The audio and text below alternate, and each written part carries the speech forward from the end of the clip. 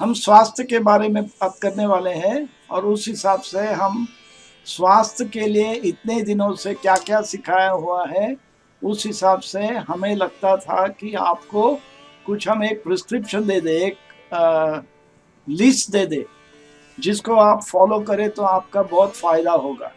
उस हिसाब से हमने ये आखिरी वीडियो आपके लिए हेल्थी प्रिस्क्रिप्शन के हिसाब से देने का सोचा हुआ है।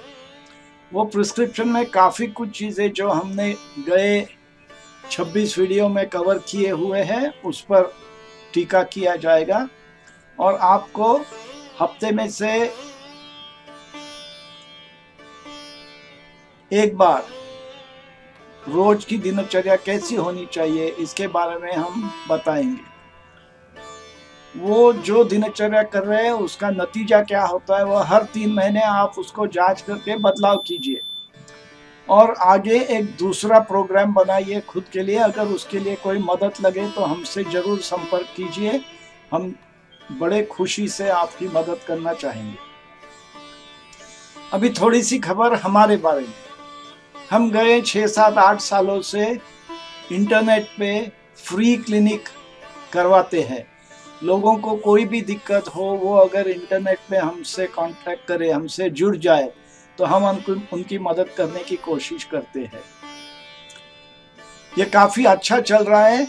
आज तक हमको जो रिजल्ट आए हैं उनके हिसाब से लोगों का जो फीडबैक आया है वो बहुत सफल होता है और लोगों को अच्छी तरीके से उसका फ़ायदा हो रहा है।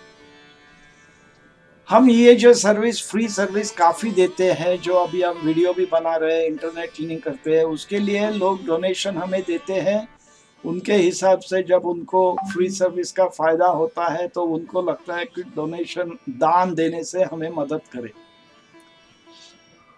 अब तक हमारे इंटरनेट क्लिनिक से सभी कॉन्टिनेंट्स में, पूरे दुनिया में, एशिया खंड, अफ्रीका खंड, Australia, Europe, America, south America में काफ़ी कुछ लोगों को फ़ायदा हो चुका है।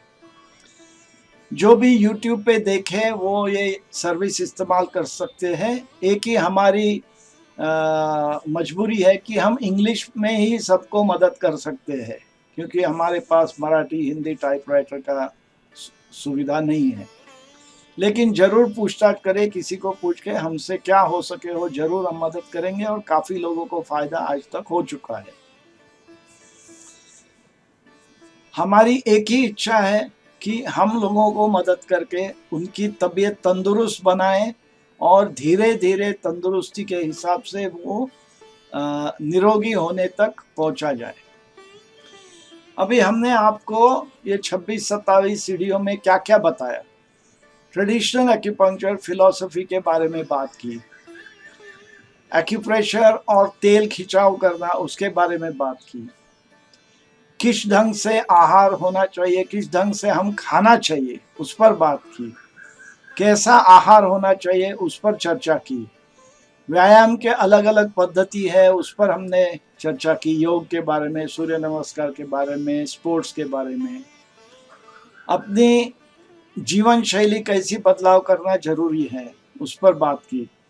हमने एजुकेशन के बारे में बात की कि हम अपना एजुकेशन करते करते कैसे अपने को वृत्ति बदलना सीखना चाहिए, हमारे आचरण में कैसा बदल आना चाहिए, हमको कंसंट्रेशन करके फोकस कैसा करना चाहिए और उस हिसाब से हमको कैसा फ़ायदा होगा।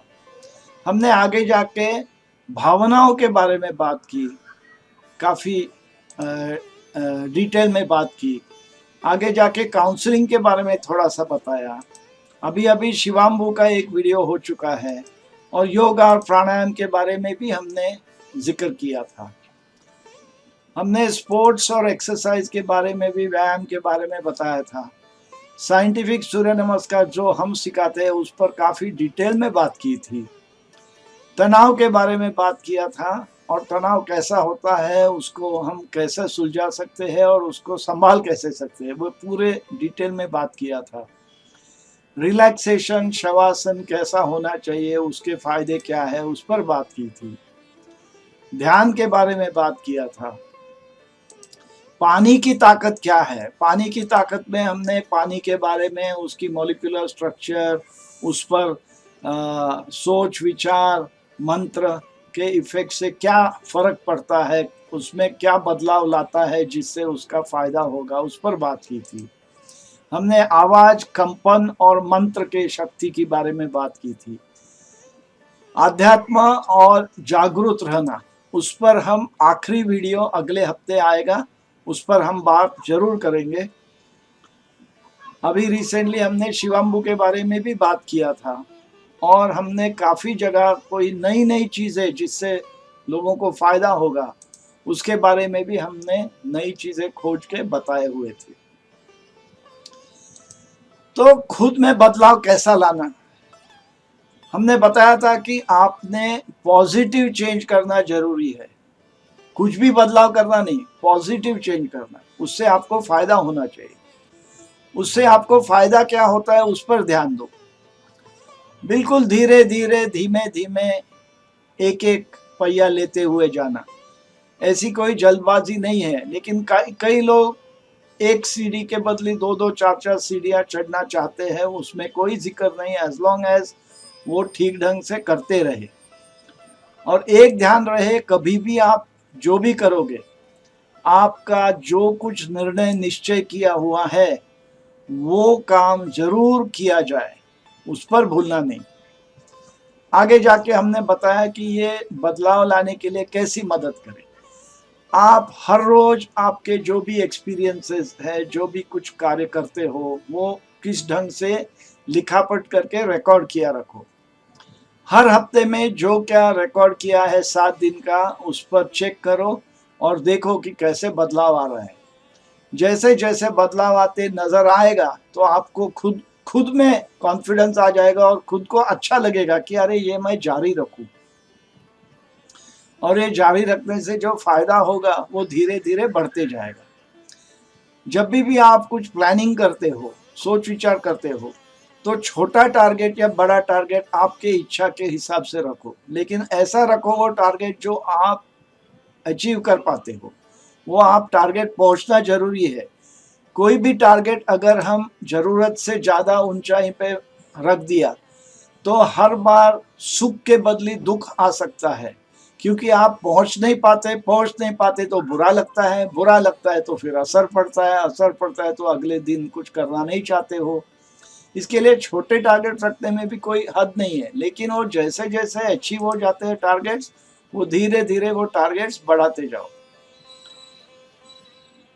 और जैसे जैसे आपके टारगेट पहुंच जाते हैं तो थोड़ा थोड़ा सेलिब्रेशन भी किया करो ऑन द वे। उसका मतलब ये नहीं सिगरेट दारू पी के सेलिब्रेट करो, लेकिन खुश रहो, उत्साह लाओ जीवन में। मतलब आपको फिर काम करने से फर्क पड़ेगा, महसूस होगा और उसका फायदा होगा। जब भी आप कुछ भी काम करते हो, एक दिशा लगा के रखो। कहीं भी आपके सामने एक निश्चय करके गोल होना चाहिए।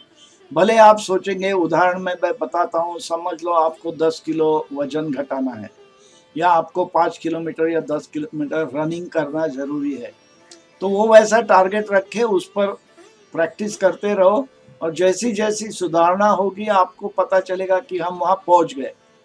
अच्छा, एक सबसे महत्वपूर्ण बात ध्यान में रखिए कि हम जब तक टारगेट नहीं पहुँचते तब तक हम बहुत खुद को मोटिवेट कर लेते हैं, लेकिन जब भी टारगेट पहुंच जाता है तो थोड़ा सा ढीलेपन बदन में आ जाता है कि अरे अब तो पहुंच गए यार, आगे क्या करना है।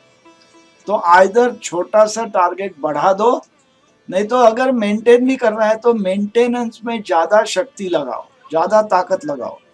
क्योंकि सबसे ज्यादा महत्वपूर्ण ये ध्यान में आया है हमारे में अभ्यास करते वक्त कि जो कुछ चीज मेंटेन करनी है वो मेंटेन करने के लिए ज्यादा ताकत लगती है, क्योंकि आदमी आराम करने लग जाता है और जैसे ही आराम करता है वो ढीला पड़ जाता है। तो उस पर जरा गौर दो। अच्छा, अभी हम बदलाव के बारे में बात कर रहे थे। जब आप बदलाव आ जाता है खुद में, तो जब नया आदमी इंसान बन जाता है तो पहली बात होती है कि वो एक्सेप्टेंस ऑफ फिलॉसफी, मतलब जो भी आपकी फिलॉसफी रखी हुई है आपके सामने, उसको पूरा जोड़ लो उसके साथ। उसी के साथ साथ बदन की पूरी कारनामे कैसे करती है, बदन कैसा चलता है, वो हमने जो बताया है वो समझ लो। एक चीज ध्यान में रहे कि इंसान की बदन जो है वो सबसे बेहतर मशीन है दुनिया में, उससे अच्छा मशीन अब तक कहीं नहीं बना है। तो यह ध्यान में रखा जाए कि वो एक बढ़िया मशीन है और उसको हमने ठीक ढंग से मेंटेनेंस करना है। तो ये इतना अच्छा मशीन होने के नाते उस पर दुर्लक्ष्य मत करो, उस पर दुर्भाव मत रखो, उसको रिस्पेक्ट से इस्तेमाल करो, उसके लिए रेगुलर मेंटेनेंस करो और शिस्तबद्ध जीवन शैली हो तो उससे ज़्यादा फायदा होगा। तो जैसे आपकी तबीयत में फर्क आएगा, आप में बदलाव आएगा, तो आपको धीरे धीरे ध्यान में आएगा कि जैसे जैसे बारीक सारीक चीज़ें, कोई सर्दी जुकाम जो भी होती है वो आपको शायद होती ही नहीं है, या होने लगी तो होते होते ही निकल जाती है, जिसे हम कहते हैं nipping issues in the bud. तो जैसे जैसे कोमल फूल आता है तो उसी लेवल पे हम उसको मिटा देते हैं। उसके साथ साथ आप थोड़ा सा ध्यान में रखें कि आप जब भी कुछ करें तो खुशी से करें, शांतता से करें, और जो आपको मिलता है उसमें खुश रहने का भी सीखना जरूरी है। ये दोनों का प्रोपोर्शन अच्छा रखना चाहिए। ऐसे नहीं कि जिसमें मैं हूँ मैं खुश रहता हूँ तो मैं आगे कुछ करने वाला नहीं हूँ। उम्मीद तो रखनी है, कुछ तो आगे बढ़ाना है, लेकिन ऐसा भी इतना भी बढ़ाना नहीं है कि आगे जाके हम कुछ भी नहीं करेंगे, या ज्यादा इतना रखेंगे कि हम उम्मीद ही टूट जाए। सो वो टारगेट भी ठीक से रखना चाहिए और मन की शांति भी एक करेक्ट लेवल तक हो जाना चाहिए। तो जैसे जैसे आपकी बर्ताव होगी, बदलाव होगा, तो ठीक ढंग से जब आप बदलाव करेंगे तभी बदलाव होगा। उदाहरण मैं देता हूं, मैंने जाके दीवार पे सर फोड़ने का शुरू किया तो सर ही फूटेगा, दीवार नहीं टूटेगी। और मैंने बोलने से कोई फायदा नहीं, मैंने इतने 6 महीने से सर दीवार पे मार रहा हूं, खड्डा नहीं हो रहा है, दीवार टूट नहीं रही है। तो जो भी करना है वो ठीक ढंग से ठीक जगह पे करोगे तो ही उसका फायदा है। जैसे जैसे आप में बदलाव आएगा और आप में सुधारना होगी, तो हाई लेवल पे पहुंचने के बाद आप थोड़ा मानसिक शांतता में आ जाके कंटेंट होना जरूरी है। और एक ध्यान में रहे, कुछ भी हो, आप अपने शारीरिक, मानसिक, भावनिक और आध्यात्मिक लिमिट जो है बदन का, वो लिमिट के बाहर न जाए। क्योंकि जब भी आप लिमिट के बाहर जाएंगे तो आपको ध्यान में आएगा कि आप कहीं प्रॉब्लम में आ सकते हैं, क्योंकि आपके लिमिट के बाहर जा रहे हो। तो वो जांच करो कि अपना फिजिकल लिमिट क्या है। मैं 10 किलो उठा सकता हूँ, ठीक है, 20 किलो उठा के दिक्कत नहीं करना है।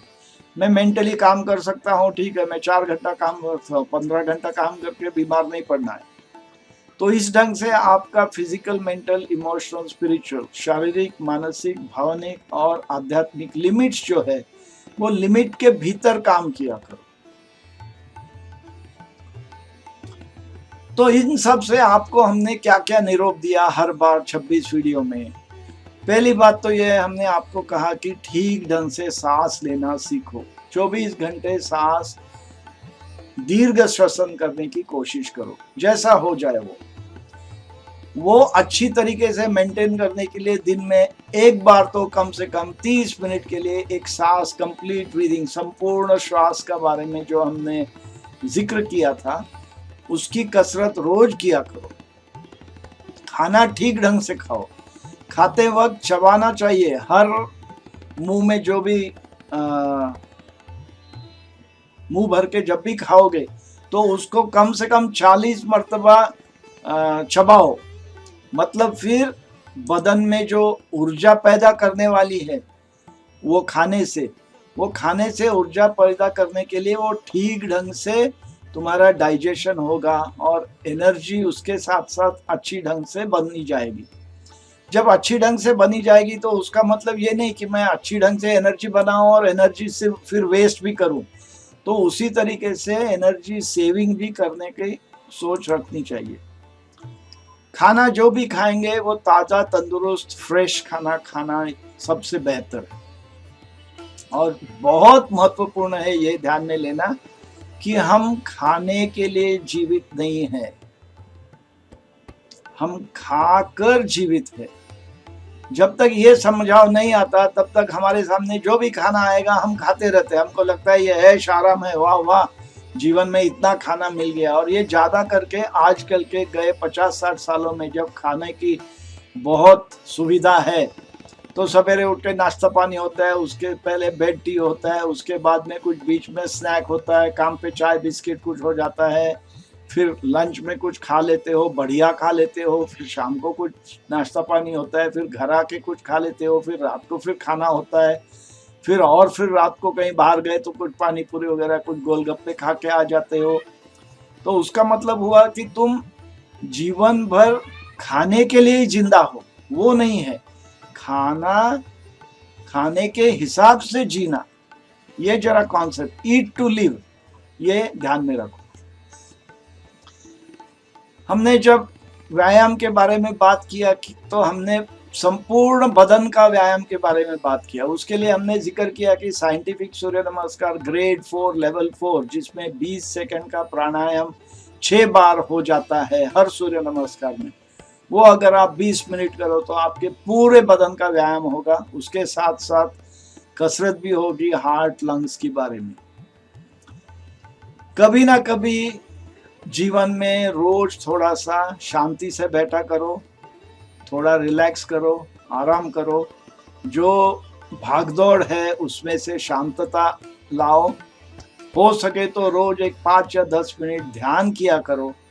ये सब चीजें कम से कम किया करो। ध्यान रहे कि पानी बहुत महत्वपूर्ण है, हमने उसके बारे में बहुत डिटेल में बात की है।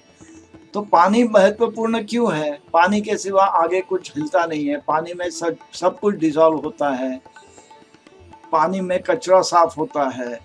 बदन में पानी पीने से ठीक तंदुरुस्त रहते हो, और ठीक ढंग से पानी पिया करो और पानी का अच्छी ढंग से इस्तेमाल करो। ध्यान रहे कि जब आप कोई भी बात करें तो सोच समझ के बात करें, क्योंकि जो भी आप बोलोगे उसका मतलब बहुत गहरा होता है। तो ऐसा मत करो कि कुछ भी मुंह में आया बोल दिया।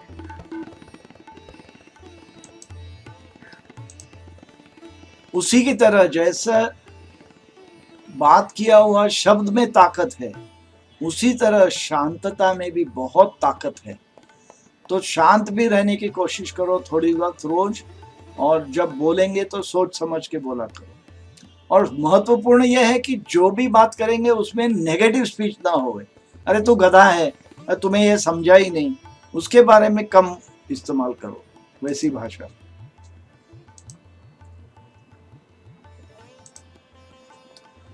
अच्छा, बाकी हमने क्या बताया कि ध्यान रहे कि जब भी एक पानी का ग्लास आधा फुल होता है तो उसे आधा फुल समझो, आधा एम्प्टी मत समझो। आधा फुल होने से आपकी सोच जरा पॉजिटिव थिंकिंग के हिसाब से जाएगी। जब भी दुनिया में सोच की इस्तेमाल करोगे तो उसको पॉजिटिव थिंकिंग पे लाओ, नेगेटिव थिंकिंग की जरूरत नहीं। इतनी महत्वपूर्ण है कि हम उम्मीद के सिवा रहते ही नहीं है, उम्मीद है करके जान है। तो ध्यान में रहे कि जो भी हो रहा है वो भले के लिए हो रहा है, उस हिसाब से उम्मीद रखते हुए हम अगला दिन, अगला घंटा, अगला महीना की खोज में रहते हैं। याद रहे कि रोज शाम को जब सूर्योदय होता है तो अगले दिन सूर्यास्त होता है। रोज शाम को जब सूर्यास्त होता है तो अगले दिन जरूर सूर्योदय होने वाला है। तो उस हिसाब से जैसे दूसरे दिन सूर्य फिर से आ जाता है और नया दिन होता है, उसका मतलब ये हुआ कि हर दिन एक नई खोज है। तो कल जो हुआ उसको भूल जाओ, उसको मन में लेके अटकाना मत, और नए शुरुआत करो अगले सूर्योदय से। भगवान में विश्वास करते हो तो कोई बात नहीं, नहीं करते हो तो भी कोई बात नहीं। निसर्ग के ऊपर ध्यान रखो, निसर्ग के ऊपर ध्यान रखते हुए लक्ष्य दो कि जो भी अपने सराउंड्स में है कि गार्डन है, फल है, पौधे हैं, खाना पीना है, पक्षी है, पशु है, ये सबको देख के ध्यान में आता है कि हमें जरा ग्रेटिट्यूड से रहना जरूरी है। किसी के तो आभार मानने हैं, वो अभी आप उसको भगवान का नाम दो या निसर्ग का नाम दो, उससे कोई फर्क नहीं पड़ता। लेकिन एक जरूर है कि हम नेचर के आभारी है, निसर्ग के आभारी है, इतना तो जरूर किया करो। हमने बीच में बताया था स्ट्रेस के बारे में कि फिक्र मत करो। फिक्र करना एक बहुत बुरी चीज है। हम फिक्र जब करते हैं तो सब कुछ हम नेगेटिव ही सोचना शुरू करते हैं, और फिक्र करने से जो प्रॉब्लम है वो दूर कभी नहीं होता। ये सब हमने एक्सप्लेन किया है। तो फिक्र करना बंद कर दो और थोड़ा सा जरूर लोगों के लिए काम करो, जिसे हम वर्क सेल्फलेसली कहते हैं। तो लोगों के लिए काम करो जहां से आप कुछ सुख पाए। अच्छा, आगे हमने आपको अलग अलग चैप्टर्स में से हमने जो वीडियो बनाया उनमें से आपके लिए एक छोटी सी लिस्ट बनाई है, जिसमें से आपको ये पता चलेगा कि तुमने क्या क्या करना और क्या क्या करने से फायदा है। तो हमने सांस के बारे में बताया है, तो रोज कम से कम 20 मिनट के लिए संपूर्ण सांस लेने की कसरत करनी है। वो कसरत शायद एक सांस आधे मिनट, 1 मिनट, 1.5 मिनट की हो तो बहुत बढ़िया। ये कहाँ भी आप बैठे बैठे कर सकते हैं, गाड़ी चलाते वक्त नहीं, लेकिन शांति से बैठे हो तो कर सकते हैं। कसरत करनी है तो उठ बैठ करो, स्ट्रेचिंग करो, सूर्य नमस्कार करो, उससे फायदा है। अगर आवाज कुछ सुनना है, आवाज के बारे में बोले तो रोज ओमकार का प्रोनाउंसिएशन करने से अच्छा है, ओमकार मंत्र बोलने से अच्छा है। या जब आप बोलोगे तो अच्छे ढंग से बोलो, गुस्से से मत बोलो, दिल से बोलो। जब आप खाते हो तो ठीक ढंग से चबा के खाओ, 40 मरतबा चबाओ, और दो खाने के बीच में कम से कम 4-5 घंटे की अवधि होनी जरूरी है। और हो सके तो दिन में 2 बार, ज्यादा से ज्यादा 3 बार खाना खाओ। जब आप खाना खाओगे तो वेजिटेरियन और बैलेंस डाइट होने से ज्यादा फायदा है, शाकाहारी होने से ज्यादा फायदा है। नींद के बारे में बात करें तो रोज 10 बजे के पहले रात को सोने की आदत डाल दो। तनाव और ध्यान के बारे में बात करें तो हमने एक्यूट और क्रॉनिक तनाव के बारे में बात किया था और बताया था कि अगर आप हो सके तो इस क्षण में रहने की कोशिश किया करो। पानी के बारे में बात किया था तो उसमें हमने बताया था कि उसकी महत्वपूर्ण क्या है, और काफी पानी दिन में पीना जरूरी है। फिक्र के बारे में बताया था कि फिक्र करना बंद कर दो, कम से कम फिक्र करो। पीएच के बारे में बोला था कि समझ लो और रोज पानी के ग्लास में 1 नींबू की स्लाइस डाल के पिया करो।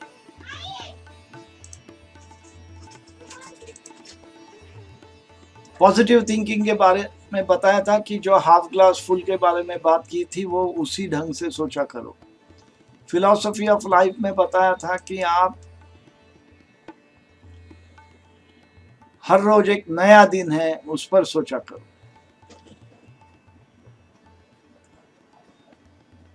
अच्छा, अभी आप थोड़ा सा हम हेल्थ सायरन के बारे में बताएंगे।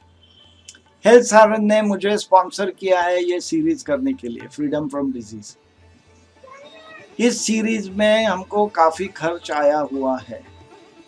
1 साल, 1.25 साल से हम इस पर काम कर रहे हैं, और ये काम करने की हमारी स्व खुशी, स्व इच्छा है कि लोगों को मदद करें।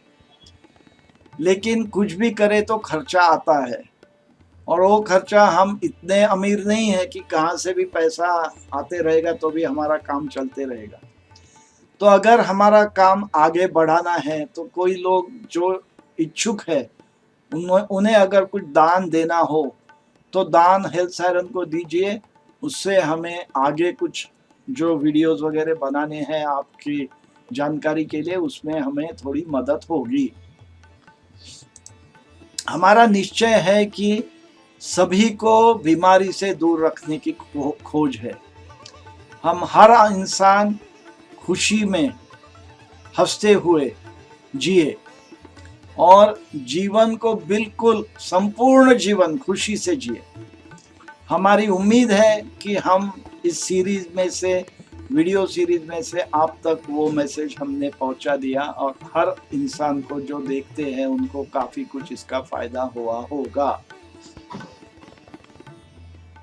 ईशा फाउंडेशन के जो सदगुरु है उन्होंने बताया है काफी लेक्चर्स में कि हम 80% लोग दुनिया में बिल्कुल बीमारी के बिना रह सकते हैं। सिर्फ थोड़े से हमने अगर बेसिक हेल्थ पे ध्यान दिया तो हम बिल्कुल तंदुरुस्त रह सकते हैं।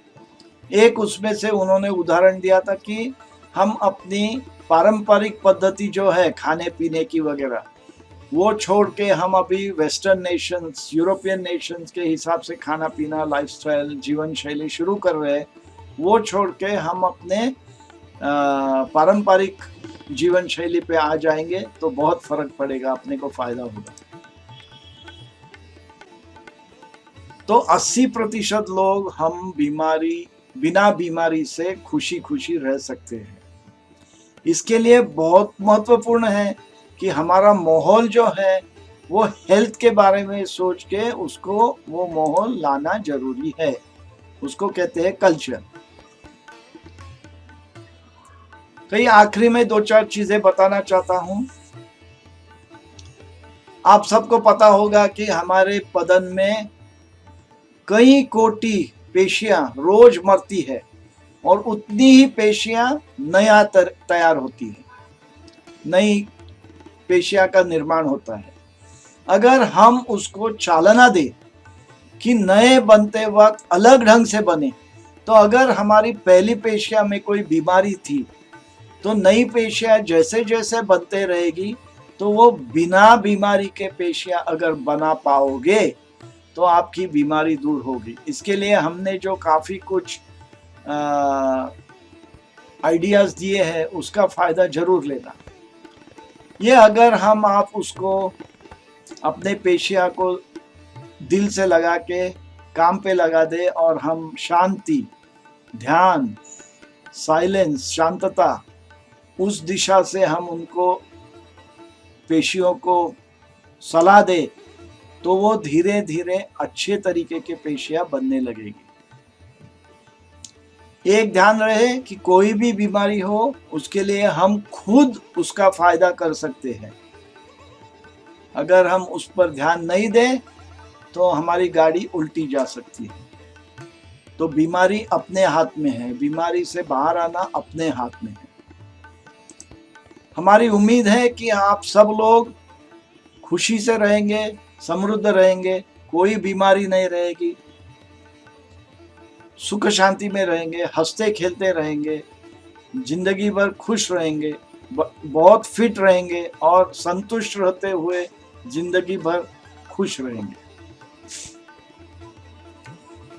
इसी पे हम आपसे विदा लेते हैं। नमस्कार। और एक आखिरी वीडियो है आध्यात्म और जागृति, उसके बाद हमारी सीरीज खत्म होगी। धन्यवाद। नमस्कार।